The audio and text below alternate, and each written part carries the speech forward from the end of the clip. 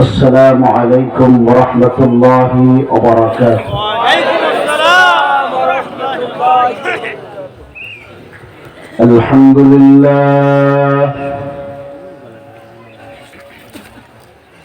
الحمد لله نحمده ونستعينه ونستغفره ونؤمن به ونتوكل عليه ونعوذ بالله من شرور أنفسنا ومن سيئات أعمالنا من يهده الله فلا مضل له ومن يضلله فلا هادي له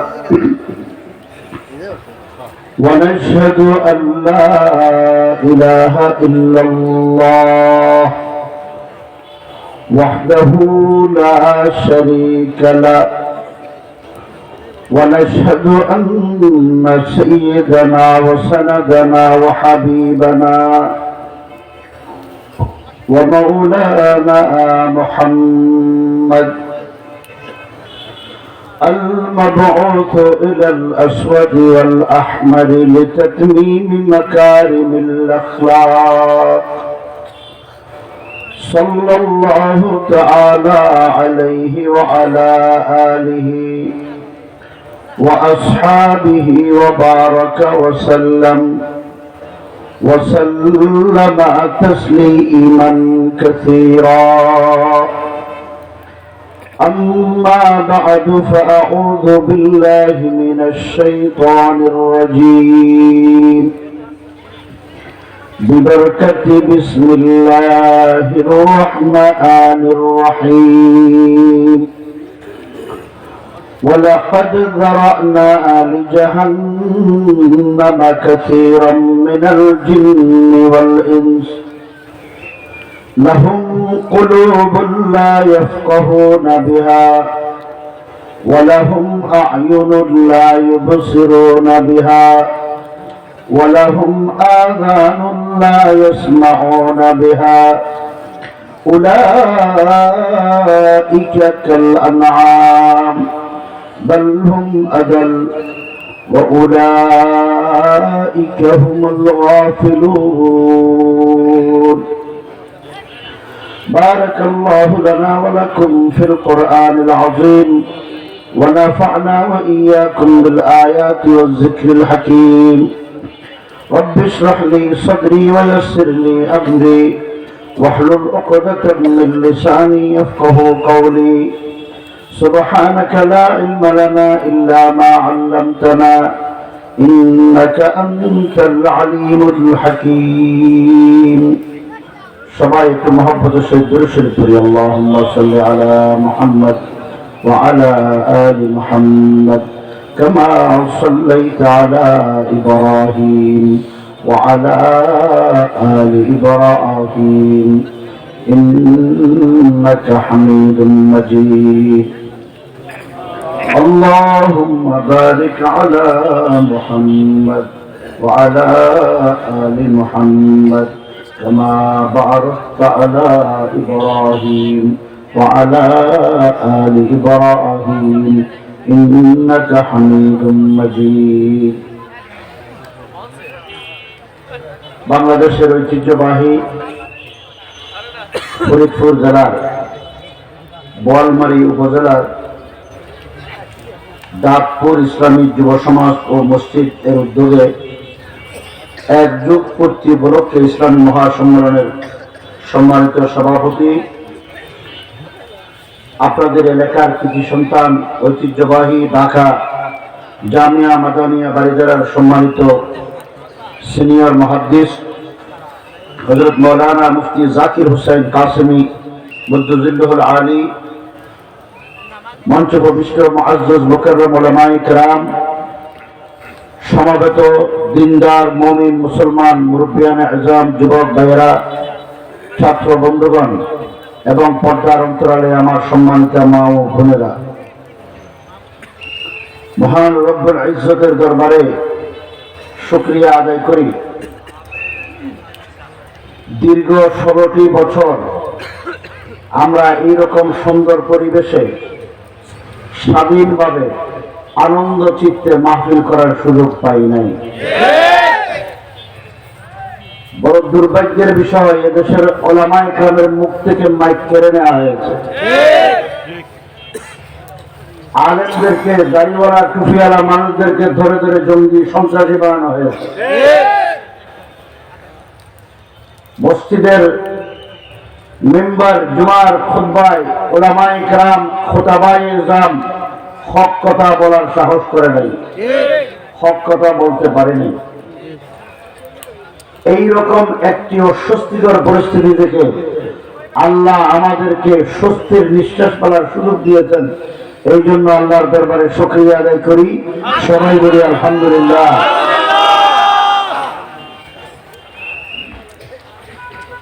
আপনারা এইরকম একটা পরিবেশ যে আল্লাহ আমাদেরকে দিচ্ছেন, এই জন্য খুশি না বেজা?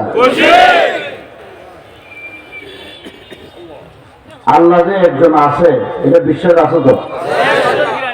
আছে না? আল্লাহকে যদি আমরা বিশ্বাস না করি, আল্লাহর উপর আস্থা না থাকে, ইমানদার না বেঈমান? আমরা কি কেউ বেঈমান হতে চাই? সবাই তো ইমানদার হতে চাই, ঠিক না বেঠিক? আমাদের বাংলাদেশে একটা সংবিধান আছে। এই সংবিধানে রাষ্ট্র পরিচালনার যাবতীয় মূলনীতির ভিত্তি হইবে সর্বশক্তিমান আল্লাহর উপর আস্থা ও বিশ্বাস। এটা ছিল। যারা ফলাই গেছে, ছিলেন তো? জি, আপনাদের এলাকার জি ভয় আছে? কোনো ভয় নাই।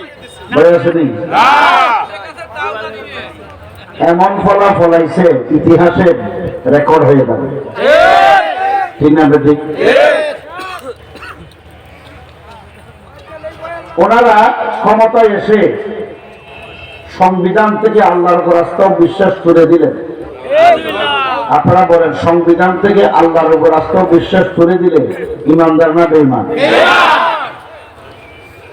বাংলাদেশের 300 আসনের এমপি ফতোয়া দেওয়ার জন্য কোনো মুফতি সাহেবের দরকার নেই। 300 আসনের এমপি যারা আল্লাহর উপর আস্থা ও বিশ্বাস সংবিধান থেকে মুছে দেওয়ার এই বিলে স্বাক্ষর করেছেন, সকলেই বেঈমান। কারণ আল্লাহর উপর আস্থা ও বিশ্বাস না থাকলে মুসলমান থাকা যাবে না, ঠিক না বেঠিক? আমরা ব্যক্তিগতভাবে আল্লাহর উপর আস্থা ও বিশ্বাস রাখি বলেই আমরা ব্যক্তিগতভাবে মুসলমান, ঠিক না বেঠিক? সাংবিধানিক ভাবে ছিল বলেই আমরা রাষ্ট্রীয়ভাবে মুসলমান ছিলাম। তারা ক্ষমতায় এসে আমাদেরকে রাষ্ট্রীয়ভাবে বেঈমান বানানোর চক্রান্ত করেছে। আল্লাহর কি সহ্য হবে? আল্লাহ বিচার কেমনে করেন দেখেন, কেমনে বিচার করে আল্লাহ। আজকের এই আপনাদের লিফলেটে দেখলাম 1 2 3 4 5 6 6 জন বাংলাদেশের কারা নির্যাতিত মুসলিম আলেম এখানে বয়ান করবে। কয়জন? 6 জন। এই 6 জন কিন্তু সাধারণ আলেম নয়। বাংলাদেশে এদের পাওয়াটা খুব টফ ব্যাপার। হযরত মাওলানা জুনায়েদ আল হাবিব, হযরত মাওলানা মুফতি মনির হোসেন কাসেমি, মাওলানা খালিদ সাইফুল্লাহ আইয়ুবী, মুফতি হাবিবুল্লাহ মাহমুদ কাসেমি, মুফতি সাখাওয়াত হোসেন নাজি, আমি গুনাহগার, আমরা সবাই একসাথে জেলে ছিলাম। অপরাধ কি আপনারা বলেন? বাংলাদেশের কোন আলেম কাউরে মারছে, কোন রেকর্ড আছে? ইচ্ছা করে আলেমরা কোনদিন পিছরা মারে, কোন দলিল আছে? ওলামায়ে কেরাম কেন এতগুলো মিথ্যা ষড়যন্ত্রমূলক মামলার আসামি হয়ে জেলে বন্দী হলেন? কারণ একটা, সেটা হলো আলেমরা আল্লাহ ছাড়া দুনিয়ার কোন শক্তির সামনে মাথা নত করে না। ওলামায়ে কেরাম আমরা সবাই মিলে 2021 সালে হেফাজতের আমির আল্লামা বাবুনগরী রহমতুল্লাহর নেতৃত্বে বাংলাদেশে একটা মূর্তির বিরোধিতা করেছি, একটা মাত্র মূর্তি। আল্লাহর ইচ্ছা হলো বাংলাদেশে একটা মূর্তিও রাখবে না, আমরা বুঝি নাই। আল্লাহর ইচ্ছা কি? তিনি বাংলাদেশে 10,000 মূর্তি স্থাপন করেছেন 4,500 কোটি টাকা খরচ করে। 4,500 কোটি টাকায় আমাদের পকেটের পয়সা নাই, কথা বলেন আছে না নাই? ইমান দুরুস্ত করতে হবে, ইমান সহি না থাকলে নামাজ পড়ে লাভ কি? মূর্তিকেও চিন্তা করবেন, মূর্তিকেও পূজা করবেন, আর নিজেকে মুসলমান দাবি করবেন। তোমার মতো বেঈমান দুনিয়াতে আর হতে পারে না।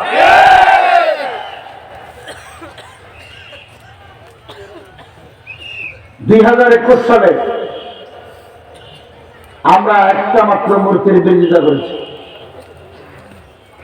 আল্লাহ পাক সুবহানাহু ওয়া তাআলা মুসলিম জাতির পিতা নির্ধারণ করে দিয়েছেন কোরআন শরীফে, আছে না নাই?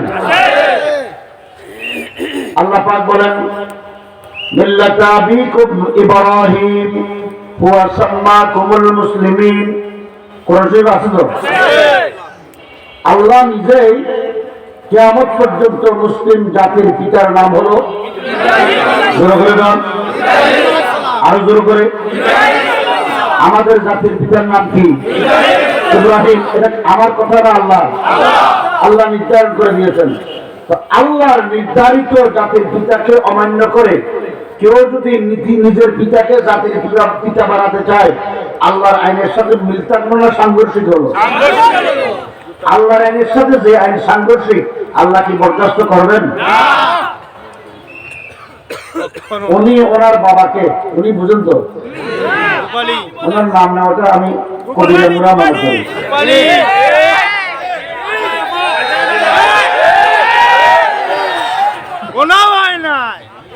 উনি ওনার বাবাকে জাতির বাবা বানানোর জন্য আইন করেছেন।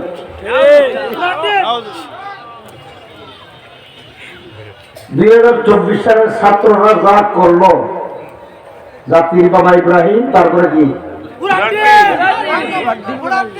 আমরা কইছি কেউ? উনি ওনার বাবাকে আইন করে জাতির বাবা বানাইলেন।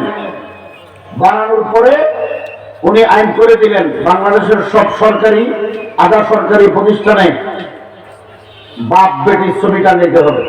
আইন আছে না নেই? যদি আইন না মানে মামলা দিয়ে জেলে দিয়েছেন।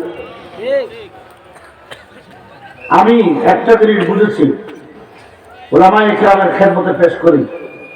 হুজ্জাতুল ইসলাম কাসেম নানুতুবি রাহমাতুল্লাহি আলাইহি, যিনি দারুল উলুম দেওবন্দ বেনা করেছেন, দারুল উলুম দেওবন্দ প্রতিষ্ঠার 4 মূলনীতি হাকিমুল ইসলাম কারি তৈয়ব রাহমাতুল্লাহ আলাইহি লিখেছেন। 4 মূলনীতির ভিত্তিতে দারুল উলুম দেওবন্দ প্রতিষ্ঠা হয়েছে। 1 নম্বর তাওহীদ খালেস, 2 নম্বর ইত্তিবাউ সুন্নাহ, 3 নম্বর তাআল্লুক মা আল্লাহ, 4 নম্বর হলো ইলাহি কালিমাতুল্লাহ। এই 4 মূলনীতির বাইরে 8টা উসুল ঠিক করেছেন। একটা উসুল হলো সরকারের সাথে দেওবন্দি কওমি মাদ্রাসার কোনো সম্পর্ক থাকতে পারবে না, সরকারের কোনো টাকা পয়সা দিবে না, সরকারের কোনো নির্দেশ পালন করবে না। सरकार की शिरकत मुजीर मालूम होती है। নীতিমালা উসুল হাসপাতালের ভিতরে আছে। অনেকেই বলছেন যে এটা তো কাসেম নানুতুবি করছেন, এখন এটা পরিবর্তন করলে অসুবিধা কি? আমার বুঝে এসেছে কেন অসুবিধা। তিনি আইন করলেন বাংলাদেশের সকল প্রতিষ্ঠানে, স্কুলে, কলেজে, মাদ্রাসায়, সরকারি প্রতিষ্ঠানগুলোতে ছবি লাগাইতে হবে। আপনাদের এলাকায় সরকারি মাদ্রাসা, আলিয়া মাদ্রাসা আছে না? এই দেশের আলিয়া মাদ্রাসাগুলোতে বহু আলেম, বহু মুহাদ্দিস, বহু মুফাসসির, বহু দাঈ ইলাল্লাহ তৈরি হয়েছে। আমাদের আকাবেরিন হযরত জফর আহমদ উসমানী রাহমাতুল্লাহি আলাইহি, যিনি হানাফি মাযহাবের মুদাল্লাল কিতাব ইলাউস সুনান লিখেছেন, সেই জফর আহমদ উসমানী রাহমাতুল্লাহি আলাইহি ঢাকা আলিয়া মাদ্রাসার হেড মাওলানা ছিলেন। আল্লামা শব্বির আহমদ উসমানী রাহমাতুল্লাহি আলাইহি, যার নেতৃত্বে পাকিস্তান স্বাধীন হয়েছে, সেই শব্বির আহমদ উসমানীর সাহেবরা আল্লামা কমর আহমদ উসমানী রাহমাতুল্লাহি আলাইহি চট্টগ্রাম দারুল উলুম আলিয়া মাদ্রাসার শেখুল হাদিস ছিলেন। হাকিম মোহাম্মদ মুজাদ্দিদ মিল্লাত আল্লামা আশরাফ আলী থানভী রাহমাতুল্লাহি আলাইহি, জলিলুল কদর খলিফা আল্লামা ইসহাক বর্ধমানী রাহমাতুল্লাহি আলাইহি কলকাতা আলিয়া মাদ্রাসার সদরুল মুদাররিসিন ছিলেন। বাইতুল মুকাররম জাতীয় মসজিদের খতিব হযরত মাওলানা ওবায়দুল হক রাহমাতুল্লাহি আলাইহি, ঢাকা আলিয়া মাদ্রাসার 32 বছরের হেড মাওলানা, আমাদের আকাবিররা খেদমত করেছেন। কিন্তু এই আলিয়া মাদ্রাসার শিক্ষক, প্রিন্সিপাল, মুহাদ্দিস, মুফাসসিররা সরকারি বেতনভুক্ত কর্মচারী হওয়ার কারণে, সরকারের নিয়ন্ত্রিত প্রতিষ্ঠান হওয়ার কারণে যে আলিয়া মাদ্রাসায় বুখারী পড়ানো হয়, যে আলিয়া মাদ্রাসায় মুসলিম পড়ানো হয়, যে আলিয়া মাদ্রাসায় তিরমিজি পড়ানো হয়, যে আলিয়া মাদ্রাসায় আবু দাউদ, নাসাই, ইবনে মাজাহ পড়ানো হয়, যে আলিয়া মাদ্রাসায় তাফসীরে জালালাইন, তাফসীরে বাইজামি, তাফসীরে কাশফ, মিশকাত পড়ানো হয়, সেই আলিয়া মাদ্রাসার প্রিন্সিপাল, মুহাদ্দিস, মুফাসসির মাথার উপরে বাপ বেটির ছবি।